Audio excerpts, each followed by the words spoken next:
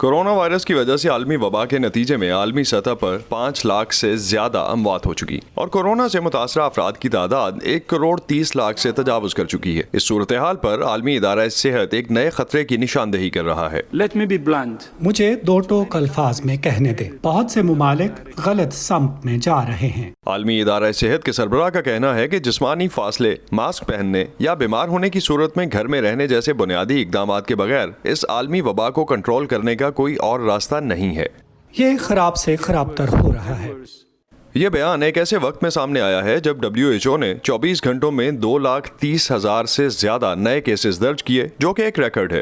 ان cases میں 80% لوگ صرف 10 ممالک سے ہیں اور نصف سے زیادہ نئے تصدیق شدہ کیسز امریکہ اور برازیل سے ہیں۔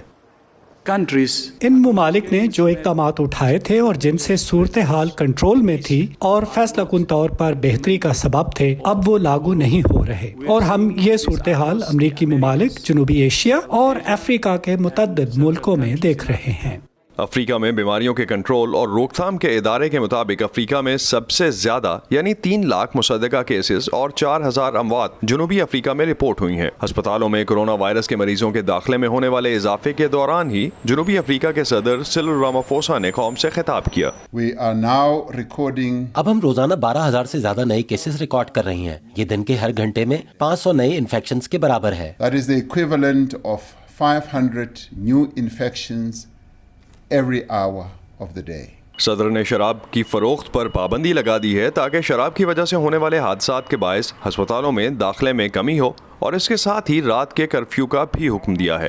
اس کے علاوہ صدر نے تمام شہریوں کے لیے عوامی مقامات پر ماسک پہننا لازمی قرار دیا ہے۔ امریکہ میں متعدد ریاستیں کاروباری بندش ختم کرنے کے فیصلوں پر نظر ثانی کر رہی ہیں۔ کیلیفورنیا میں گورنر گیون نیوزوم نے ریاست بھر میں شراب خانوں اور ریسٹورنٹس میں اندر کھانا فراہم کرنے پر پابندی لگا دی ہے۔ اس کے علاوہ انتظامیہ نے سب سے زیادہ متاثرہ کاؤنٹیز میں گرجا گھروں، جمز اور ہیئر سیلونز کو بھی بند رکھنے کا حکم دیا ہے۔ ہم دیکھ رہے ہیں کہ ہسپتالوں میں داخلے میں اضافہ ہو رہا ہے۔ ہم پورے کیلیفورنیا میں انتہائی نگہداشت کی وارڈز میں بستروں کی تعداد بڑھانا چاہتے ہیں، اور اس کے ساتھ یہاں کیلیفورنیا میں ہی مثبت کیسوں کی شرح میں بھی مسلسل اضافہ ہو رہا ہے۔ It's an increase in the rate of positivity here in the state of California. ایک سیلون کے مالک کا کہنا ہے کہ نیا حکم نامہ نہ صرف اس کو متاثر کرے گا بلکہ بہت سارے دوسرے لوگ بھی اس کی زد میں آئیں گے۔ اگر ہم اتنا نہیں کما پاتے کہ کرایہ ادا کر سکیں تو اس سے دکانوں کے مالکان کو بھی مشکلات میں اضافہ ہوگا، لہٰذا ہر کسی کو پریشانی ہوگی، اور پھر جب ہم نہیں کما رہے تو اس سے ہمارے خاندان بھی مسائل کا شکار ہوں گے۔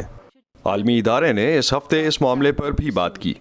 We need to reach a sustainable situation. ہمیں ایک پائیدار صورتحال تک پہنچنے کی ضرورت ہے جہاں ہمارے پاس پوری طرح سے اپنی زندگی میں رکاوٹ ڈالے بغیر ایک لاک ڈاؤن سے دوسرے لاک ڈاؤن تک جائے بغیر اس وائرس پر کنٹرول رہے۔ اس سے معاشروں کو بہت زیادہ نقصان اٹھانا پڑتا ہے۔